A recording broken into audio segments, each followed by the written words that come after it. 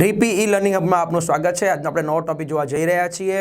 તમે જાણો છો રીપી એટલે શું? રીપી એટલે ગુરુ, અને આજે તમારી સામે બાયરોજના ગુરુ શર્મા સર હાજર છે। શર્મા સર છે, ક્યાં શર્માના? ચાલો જોઈએ આજના નવા ટોપિક તરફ। ઓકે, તમારું ધ્યાન અહીંયા જ રાખજો। વાનસ્પતિ પ્રસર્જનની પ્રક્રિયા। તો વનસ્પતિ જે છે એમાં પણ આવું અલિંગી પ્રજનન થાય તો એને શું કહેવાય? બરાબર સમજજો। તો એવું કહી શકાય છે કે વનસ્પતિમાં મૂળ હોય, પ્રકાંડ હોય કે પર્ણ હોય, એમાંથી એના સંપૂર્ણ દેહનું નિર્માણ થતું હોય છે। આ જે સંપૂર્ણ દેહનું નિર્માણ થાય છે એને આપણે કહી શકીએ છીએ એક પ્રકારનું વાનસ્પતિક પ્રજનન, અથવા એને વાનસ્પતિક પ્રસર્જક દ્વારા થતી પ્રક્રિયા, વાનસ્પતિક પ્રસર્જનની પ્રક્રિયા તરીકે પણ ઓળખી શકાય છે। હા, બહુ મહત્વનો બીજો મુદ્દો સાંભળજો। આ જે પ્રક્રિયા થતી હોય છે એ લોકોમાં, એ કેમ થાય? તો કે તેના કોઈ પણ કોષ હોય એ કોષમાંથી સંપૂર્ણ નવા છોડનું નિર્માણ થઈ શકે છે। હા, આવું જે ગુણ હોય છે વનસ્પતિમાં પર્ટિક્યુલરલી, એને શું કહેવાય છે? એને સંપૂર્ણ ક્ષમતા કહેવાય છે, એને પૂર્ણ ક્ષમતા પણ કહેવાય છે। તો સંપૂર્ણ ક્ષમતા, પૂર્ણ ક્ષમતા કહેવાય, એને ટોટીપોટેન્સી કહેવામાં આવે છે, કે જેમાં સંપૂર્ણ નવા ભાગોનું નિર્માણ થાય। તો એ જે ગુણ છે વનસ્પતિનો, એનો લાભ લેવામાં આવે છે અલિંગી પ્રજનન। એવું કહેવાય છે કે વાનસ્પતિ પ્રસર્જન પણ એક પ્રકારનું અલિંગી પ્રજનન છે। કેમ? તો કે એમાં વાનસ્પતિ પ્રજનનમાં ફક્ત એક જ વનસ્પતિ પિતૃ તરીકે ભાગ લે, એમાં પણ ફલન થતું નથી અને કોઈ પણ ભિન્નતા જોવા મળતી નથી। ત્રણ મુખ્ય કારણ છે। મેં તમને કીધું ને કે તમે ધારો કે ગાજર હોય, એ ગાજરનો એક કોષ લીધો, મૂળનો કોષ લીધો, સાંભળ્યું બરાબર? તમે ગાજરનો એક મૂળનો કોષ લીધો અને એ કોષને બરાબર રીતે ઉછેર કરાવડાવો તો એમાંથી સંપૂર્ણ ગાજર વનસ્પતિ બની જાય છે, જે સેમ ટુ સેમ કોપીરાઇટ હોય છે। તો આ ઘટના આગળ જોવા મળી શકે છે। વાનસ્પતિ પ્રસર્જન દ્વારા સર્જાયેલા સંતતિ માટે ક્લોન શબ્દ વાપરવામાં આવે। યસ, ઇટ ઇઝ આબેહૂબ બનતી હોય છે। પ્રાણીઓ માટે અલિંગી પ્રજનન શબ્દ વાપરવામાં આવે, અમને કહી શકીએ, જ્યારે વનસ્પતિ માટે એને વાનસ્પતિ પ્રજનન, એને વાનસ્પતિક પ્રજનન તરીકે ઓળખવામાં આવે છે। એટલે મેં વાત કરી એમ, સૌથી પહેલાં એ બંને એક પ્રકારનું અલિંગી પ્રજનન જ કહી શકાય છે। તારે તેને યાદ રાખી કેટલાક મુદ્દાઓ એમસીક્યુ માટે ખાસ નજર નાખી દેજો। એનું એક ઉદાહરણ ભણવાનું છે, બહુ સરસ મજાનો છે। આ ઘણી બધી વાર પૂછાયેલું છે, જ્યારે સમજો ચોપડીના ક્રમમાં આપણે એટલા માટે ભણી રહ્યા છે કે જેથી તમે એને શબ્દને ચોપડી સાથે સમજતા જાઓ। તો કે જળાશયમાં સાપ એટલે ટેરર ઓફ બેંગાલ જેવી કેટલીક રીતોને લીધે માછલીઓ મૃત્યુ પામતી હોય છે। એનું કારણ શું છે? તો એના માટે પણ એક પ્રકારની ઘટના જે અલિંગી પ્રજનન જ છે વનસ્પતિમાં થતી, એ કામની છે, એના ઉદાહરણથી જરા સમજીએ આપણે। તો કે જળાશયમાં સાપ, સેગ્રોસ અથવા ટેરર ઓફ બેંગાલ જેવી પરિસ્થિતિ જોવા મળતી, એનું કારણ શું છે? તો એક વનસ્પતિ છે જળકુંભી। હા, અહીંયા તમે જોઈ શકો છો, આ જળકુંભી નામની વનસ્પતિ છે, જેને આપણે બીજી ભાષામાં વોટર હાયન્થિસ કહી શકીએ છીએ, જેને આઇકોનિયા ક્રેસિપિસ તરીકે ઓળખી શકાય છે। આ જળકુંભી જે વનસ્પતિ છે એમાં શું થતું હોય છે? તો કે તેની અંદર આ એક વનસ્પતિ છે, આને આપણે ધારો કે માતૃ વનસ્પતિ કહી શકીએ અથવા માતૃ છોડ કહી શકીએ, તો એમાંથી બાળ છોડ બન્યો છે। કેદા બન્યો છે? તો કે પાણીની અંદર એક જાડી લાકડી જેવી રચના બની ગઈ છે, જેને ભૂસ્તારિકા કહેવામાં આવે છે। આ ભૂસ્તારિકાને કારણે એમાંથી બીજા બાળ છોડનું નિર્માણ થઈ જાય છે। તો આપણે જળકુંભીને એટલા માટે લાવ્યા હતા આપણા ભારત દેશની અંદર કે ખાસ કરીને એ સુશોભિતવાળા ફૂલો આપે છે, જાંબલી ભૂરા ફૂલો હોય એના, અને એને કારણે તળાવમાં એનું સુશોભન સારું લાગે। પણ થયું શું? એની ભૂસ્તારિકા બનવાની જે પ્રક્રિયા છે એટલી સ્પીડમાં ચાલે છે કે એને કારણે આખા તળાવની અંદર, આખા વિસ્તારની અંદર તે છવાઈ જાય છે। પરિણામ શું થયું? એ વનસ્પતિ પાણીની અંદર રહેલા દ્રવ્યોનો પોતે ઉપયોગ કરવાનો શરૂ કરી નાખે છે, પાણીમાં રહેલા ઓક્સિજનનો એ પોતે પણ ઉપયોગ કરી નાખે છે, અને પરિણામે એ વિસ્તારને, પાણીને તે પ્રદૂષિત કરી નાખે છે, એટલે કે ગંદુ કરી નાખે છે। એટલે એવું કહેવાય છે, એને કારણે આ અસર શું જોવા મળી શકે છે? તો આપણે કહી શકીએ છીએ કે એને પરિણામે મોટાભાગના અતિક્રમણ પામતા જલીય નિંદામણ તરીકે કાર્ય કરી શકે છે। એટલે કે પાણીની અંદર એક પ્રકારનું વધારાનું નિંદામણ, આપણે જાણીએ નિંદામણ એટલે શું? એક વધારાનું વનસ્પતિ કે જે મૂળભૂત વનસ્પતિને ઉપયોગી નથી, હાનિકારક છે, તો આ પણ એક તળાવમાં હાનિકારક બાબત કરે। ખાસ કરીને એને કારણે વનસ્પતિ પાણીમાં ઓક્સિજનનું પ્રમાણ ઘટાડી દે, એટલે એને દૂર કરી નાખે, અને એને એવું કહેવાય છે કે BOD એટલે કે બાયોલોજિકલ ઓક્સિજન ડિમાન્ડનું પ્રમાણ વધારી દે છે। એટલે એવું કહેવાય છે કે પ્રદૂષણ વધારે છે, અને એને પરિણામે શું થાય છે કે ત્યાં આગળ જે પાણી હોય એમાં પાણીમાં દ્રાવ્ય ઓક્સિજન, હા એનો મતલબ એવો થાય છે દ્રાવ્ય ઓક્સિજન ઘટે છે અને એ ઘટવાને કારણે માછલીઓ મૃત્યુ પામી જતી હોય છે. તેનું મૃત્યુનું મૂળભૂત કારણ આ છે. હા, આપણે વાત કરી તેમ અને કેમ પ્રવેશી લીધી તો કે આ વનસ્પતિઓને ભારતમાં પ્રવેશ સુંદર પુષ્પો માટે, એના પર્ણો માટે કરેલી હતી. આ વનસ્પતિ વાનસ્પતિક પ્રસર્જન કરે છે જે ખૂબ જ ઝડપથી વિકાસ પામી જાય છે અને આખા ભાગમાં છવાઈ જાય છે અને એના છુટકારો પામી શકાતો નથી આપણાથી આજે, અને એટલા માટે નુકસાનકારક સાબિત થઈ છે. અસ્થાનિક કલિકાઓ દ્વારા વાનસ્પતિક પ્રજનન થવાની ઘટનાઓ. તો આવી અસ્થાનિક કલિકાઓ છે શું ખરેખર? તો આપણે જોયું ને કે વનસ્પતિમાં વાનસ્પતિક પ્રજનન એટલે શું? તો મૂળ, પ્રકાંડ, પર્ણમાંથી બધા ભાગો બને. તો એમાંથી કેટલાક ભાગોનું નિર્માણ કલિકા સ્વરૂપે થતું હોય છે. તેના કેટલાક ઉદાહરણો અહીંયા સમજીએ આપણે. તો બટાટા, શેરડી, કેળા, આદુ, ડહાલિયા વગેરે જેવી વનસ્પતિ વાનસ્પતિક પ્રજનન દર્શાવતી હોય છે. જેમ કે ઉદાહરણ તરીકે પહેલું છે બટાટામાં જે ગ્રંથિલ પરથી અસ્થાનિક કલિકા બને, જેને આપણે આંખ કહી શકીએ છીએ. કેળા હોય, આદુ હોય, એમાં ગાંઠા મૂડી ભાગ બનતો હોય જે નવા છોડનું નિર્માણ કરી શકે છે. આવી વનસ્પતિના રૂપાંતરિત પ્રકાંડમાં રહેલા ગાંઠોમાંથી પ્રાંકુર એટલે કે નાના એવા છોડનું નિર્માણ થતું હોય છે અને એ ઉદ્ભવ થતો કહી શકાય છે. એ ઉદ્ભવે છે જ્યારે આ ગાંઠો નોડ્સ ભીની જમીન કે પાણીના સંપર્કમાં આવે છે અને ત્યારે મૂળ અને નવા છોડનું નિર્માણ કરે છે. ધારો કે આપણે ઘરે એવું જોવા મળ્યું હોય કે બટાકા હોય, ચોમાસામાં ભેજ બહુ વધારે હોય તો એના નાના નાના પીલા સ્પર્ધા ભાગ બની જાય, એને આપણે પીલા કહી શકીએ છીએ. અને જો એને પાછું હજુ પાણી મળી જાય, આખો બટાકાનો છોડ ઉભો થઈ જ જવાનો છે. મૂળ ઉત્પન્ન થશે ને મૂળ એકવાર ઉત્પન્ન થઈ ગયા એટલે સ્થાપિત થઈ જાય, નવી સંતતિ બની શકતી હોય છે. બીજું ઉદાહરણ છે પાનફૂટી. આમાં પર્ણ જે કિનારીઓ હોય, એ કિનારીની જે ખાંચો હોય એમાંથી અસ્થાનિક કલિકાઓ બનતી હોય છે. સાથે સાથે ડહાલિયા હોય, એમાં ભૂમિગત ભાગ એટલે જે જમીનની અંદર એનો ખોરાક સંગ્રહિત મૂળનો ભાગ છે એમાંથી નવા છોડનું નિર્માણ થતું હોય છે. તો એક રચના જોવા મળી શકે છે. અહીં આગળ ઉદાહરણ આપણે જોઈ રહ્યા છીએ કયા કયા આપણને દર્શાવેલા છે.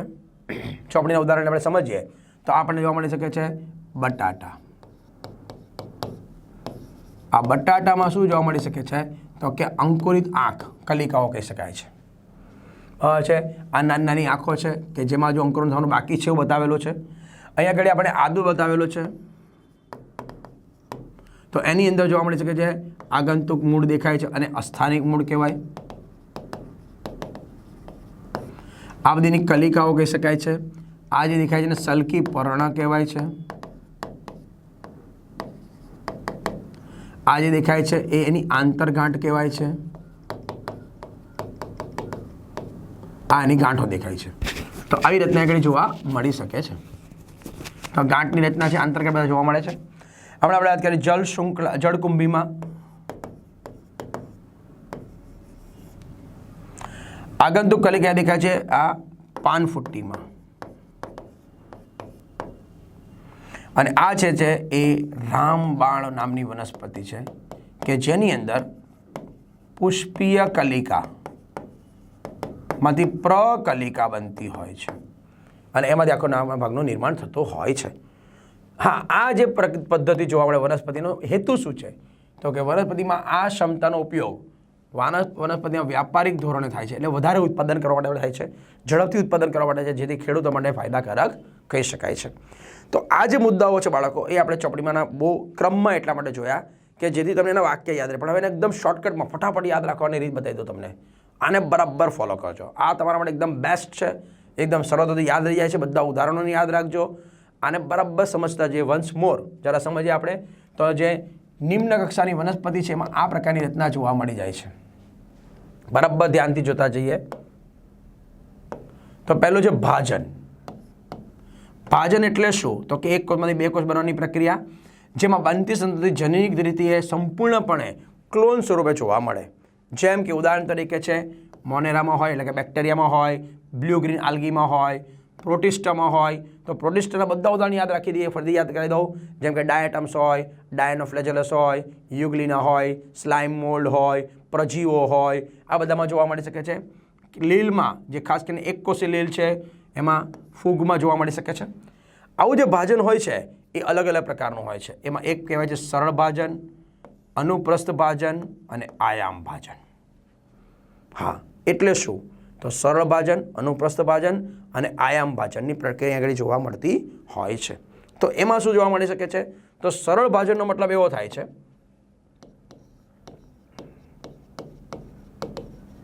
તો એક કોષ હોય એમાંથી કોઈ પણ ક્રમમાં વિભાજન ચાલે. આડા તલમાં પણ વિભાજન થાય, ઊભા તલમાં પણ વિભાજન થાય, આ ક્રમમાં પણ વિભાજન, કોઈ પણ ક્રમમાં વિભાજન થાય અને એને પરિણામે 2 નવા અમીબા બની શકતા હોય છે. તો આવું જે ભાજન હોય એને સરળ ભાજન કહેવામાં આવે છે અને એ સરળ ભાજન દેખાય છે અમીબાની અંદર. બીજું આવું કહી શકાય છે અનુપ્રસ્થ ભાજન. અનુપ્રસ્થ એટલે આડું. ધારો કે આ પેરામેશિયમ છે તો એની અંદર આડું વિભાજન થાય તો એને કહી શકાય છે અનુપ્રસ્થ ભાજન. અને ત્રીજું કહી શકાય છે આયામ ભાજન. તો ધારો કે યુગ્લિના જે દેખાય છે આપણને, તો યુગ્લિનાની અંદર આવું ઊભું આયામ ભાજન જોવા મળે અને એને પરિણામે 2 ભાગો બનતા હોય છે. તો અહીંયા આગળ ખાસ એના ઉદાહરણ જો વિચારીએ આપણે તો અમીબાની અંદર સરળ ભાજન હોય, પેરામેશિયમ પ્લેનેરિયામાં અનુપ્રસ્થ ભાજન હોય, યુગ્લિના અને વર્ટિસેલામાં આયામ ભાજન જોવા મળે. એમાં યુગ્લિના જે છે એ યુગ્લિનોડો કહી શકાય છે, વર્ટિસેલા જે છે એ પ્રજીવ કહેવાય છે. યાદ રાખજો. બીજો છે બહુભાજન. બહુભાજન એટલે શું? તો કે એક જ કોષ હોય એમાં ઘણા બધા કોષ કેન્દ્રનું વિભાજન થાય અને જ્યારે અનુકૂળતા આવે ત્યારે ભાગ તૂટીને બધા ભાગો બીજાણુ તરીકે બહાર નીકળ પામતા હોય તો એ બહુભાજન તરીકે ઓળખી શકાય છે. જેમ કે અમીબામાં હોય, પેરામેશિયમમાં હોય અને પ્લાઝ્મોડિયમમાં હોય. તો તમારા મનમાં પ્રશ્ન આવે કે સર આગળ આપણે ભણી ગયા બીજાણુ સર્જન, તે તો આના જેવું જ હતું ને? ના, બીજાણુ સર્જન અને બહુભાજનમાં નાનો ભેદ છે. આ નાના ભેદને થોડુંક અહીંયા હું તમારી સામે લખીને બતાવું તમને. હું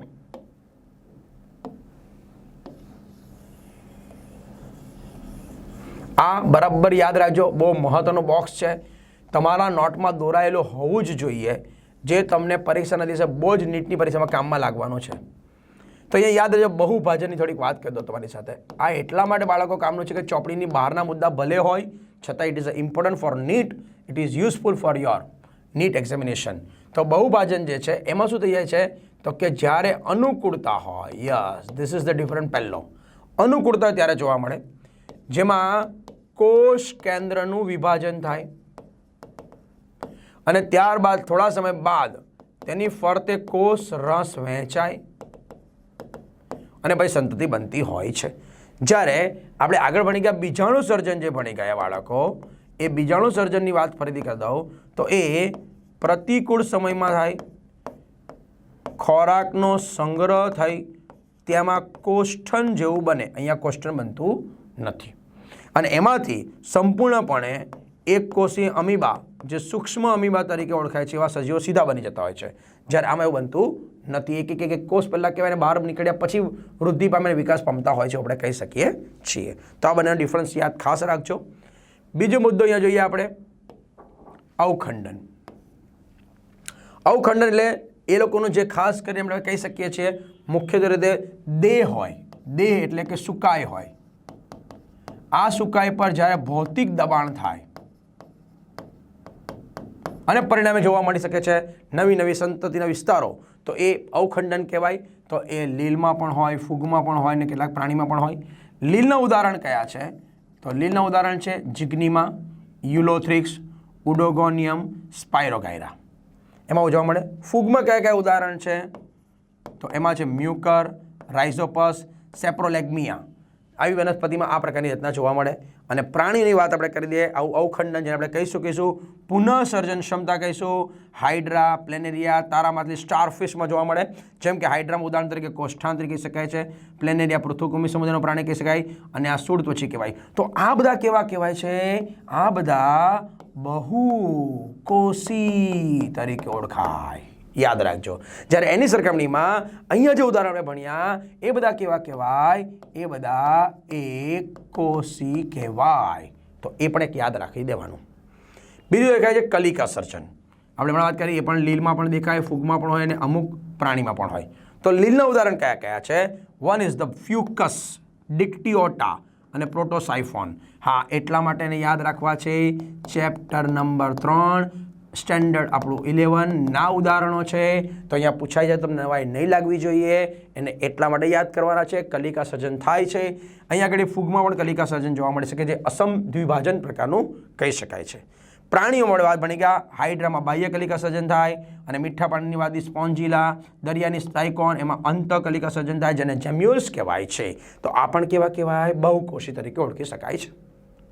ક્લિયર? બરાબર. આ બરાબર કોટો યાદ રાખજો. એટલે બીજાણુ નિર્માણ આપણે સમજી ગયા. પ્રોટિસ્ટા, લીલ અને ફૂગમાં દેખાય. ખાલી ઉદાહરણ પણ યાદ કરી દઉં છું.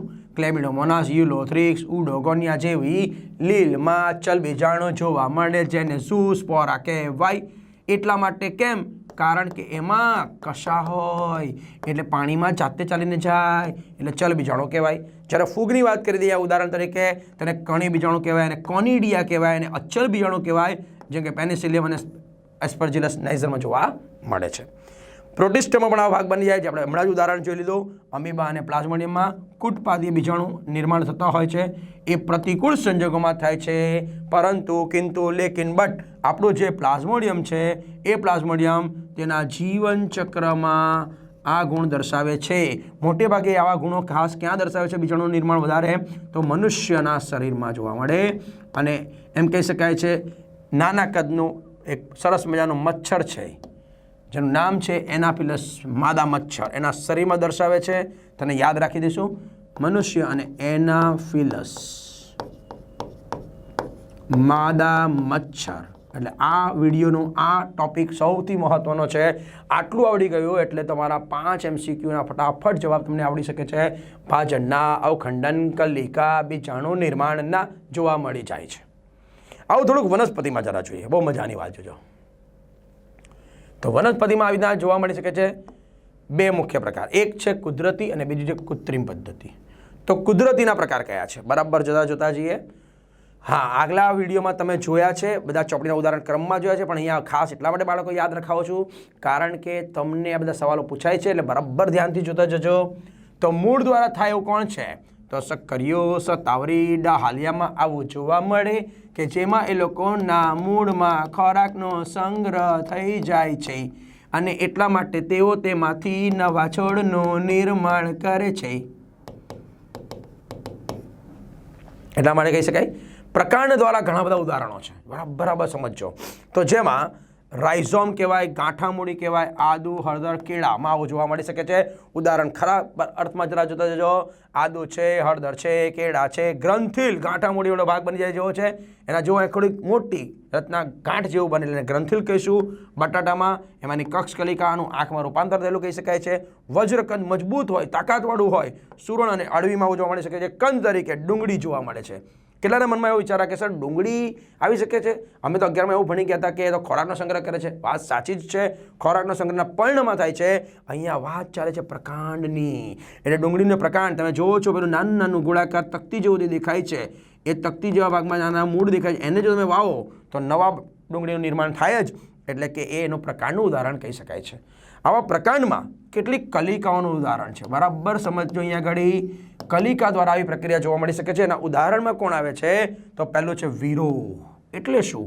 તો કે સરસ મજાનો એક છોડ હોય, પિતૃ છોડ હોય અને એ પિતૃ છોડમાંથી જમીનને કમાન આકારે એવી ભાગ દબાઈ જાય અને એમાંથી નાના નાના બીજા છોડનું નિર્માણ થઈ જતું હોય છે.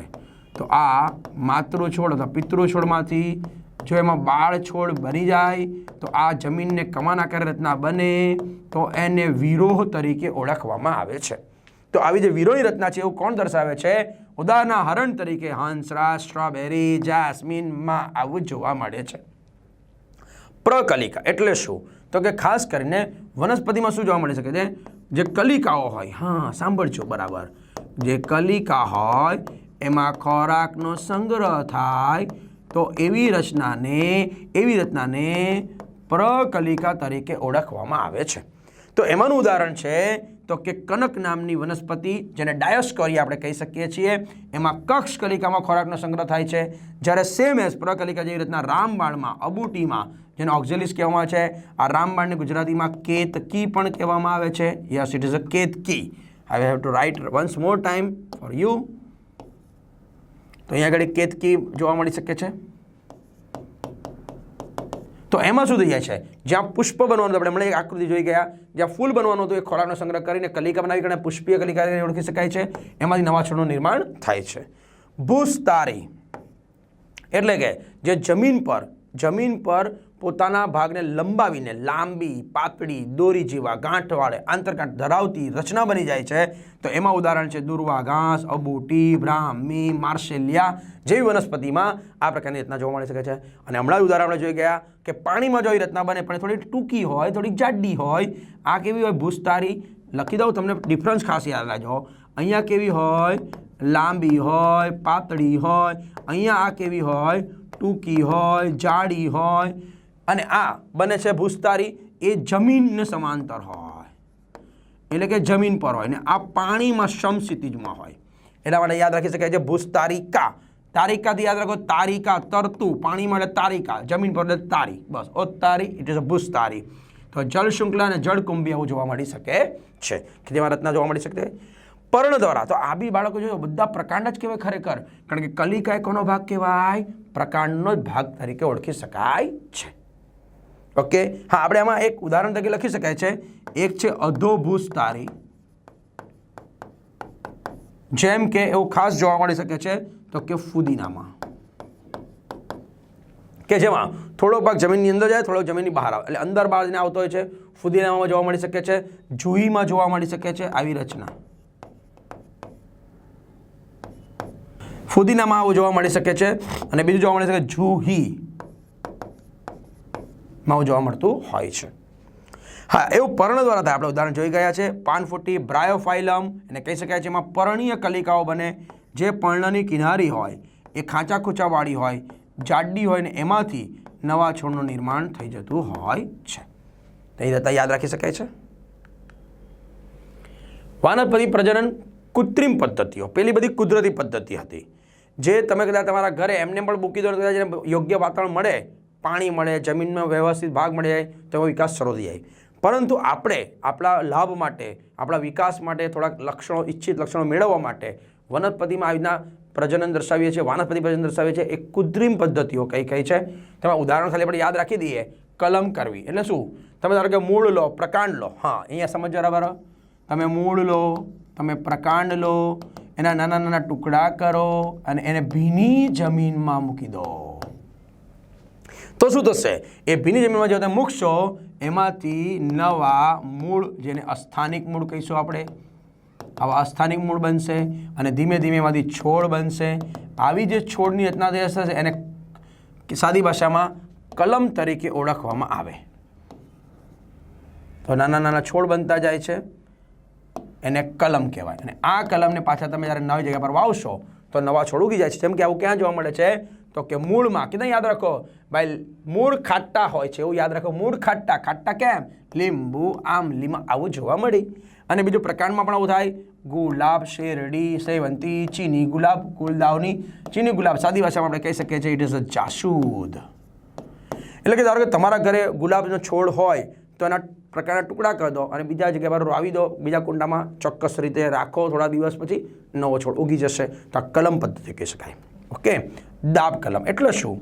તો એક સરસ મજાનો છોડ ઉગી ગયો હોય, બહુ સારા પ્રમાણમાં વિકાસ ચાલતો, એની કોઈ એક ડાળખી જમીનની નજીક લાવી અને એના ભાગને ટોચને બહાર રાખીને જમીનમાં અડધો ભાગ દબાવી દેવામાં આવે માટીની અંદર.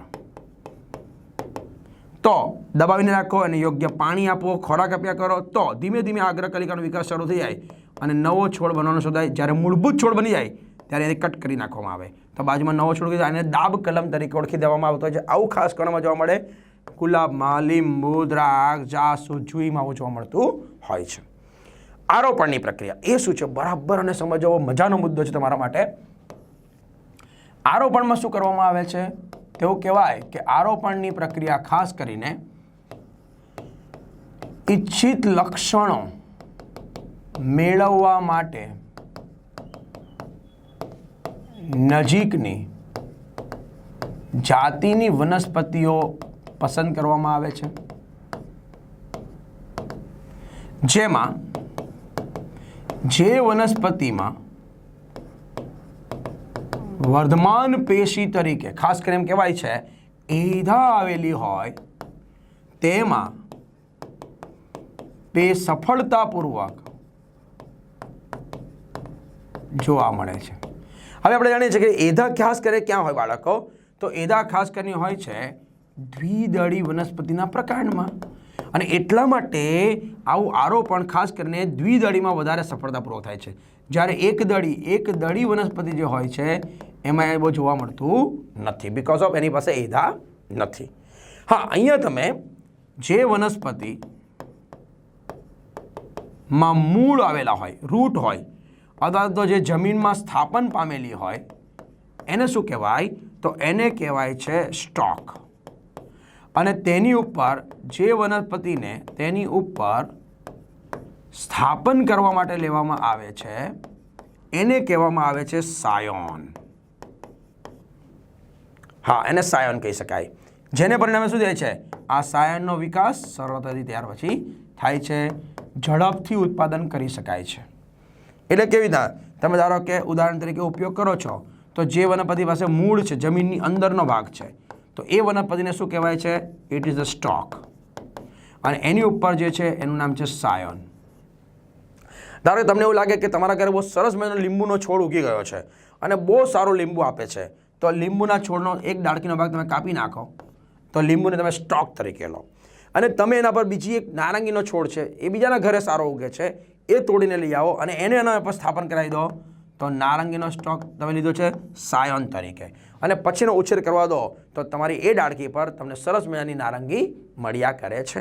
જેમ કે આપણે ગુજરાતની વાત કરી તો ઘણા બધા એવા ખેડૂતો છે જેમણે પોતાના ખેતરની અંદર આંબામાં આવું કરી નાખ્યું છે કે એક જ આંબો હોય પણ એની એક ડાળખી પર કેસર કેરી આવે તો બીજા પર રાજાપુરી આવે તો ત્રીજા પર આફૂસ આવે છે.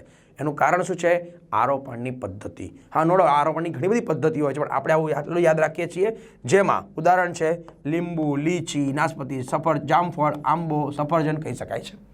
તો એક સિમ્પલ વાત જોઈ લો કે અહીંયા પણ લીંબુ, અહીંયા પણ લીંબુ, અહીંયા પણ લીંબુ, બધી પ્રક્રિયા લીંબુમાં જોવા મળી શકે છે. સિમ્પલી યાદ રાખી શકાય છે. સાઇટ્રસમાં આવી પ્રક્રિયા જોવા મળતી હોય છે. તો આ એક કૃત્રિમ પદ્ધતિઓ છે કે જે આપણે પોતાના વધારે ઉત્પાદન મેળવવા માટે, વનસ્પતિનું ઝડપી ઉત્પાદન મેળવવા માટે આપણે વિકાસ કરાવડાવ્યો છે, એમ આપણે કહી શકીએ છીએ. તો બધાના ઉદાહરણો ખાસ મગજમાં નાખી દેજો, પણ એ આરોપણને ખાસ યાદ રાખજો, જેમાં સ્ટોક, સાયોન કોને કહેવાય છે. હા, મૂળભૂત લક્ષણ અહીંયા જે આવે છે ને બાળકો, એ સાયોનના આવશે. એટલે ધારો કે તમને પૂછે કે અહીંયા આગળ સાયોન નવો ફૂલ ક્યાં આવશે, નવા ફળ ક્યાં આવશે, તો જે સાયોન છે તેના પર આવશે. તો અહીંયા પૂછાય કે ભાઈ નારંગીને જો સાયોન તરીકે લીધું છે આપણે, તો ત્યાં આગળ નવા ફળ નારંગીના જ મળવાના છે. આવું યાદ રાખી દેજો. તો બહુ મજાના અલિંગી પ્રજનનના મુદ્દાને આપણે જોયા બાળકો. વિડીયોમાં તમને ખૂબ મજા આવી છે રીપી લર્નિંગની અંદર. ત્યાર પછીનો ટોપિક આપણે નવા વિડીયોમાં જોઈશું.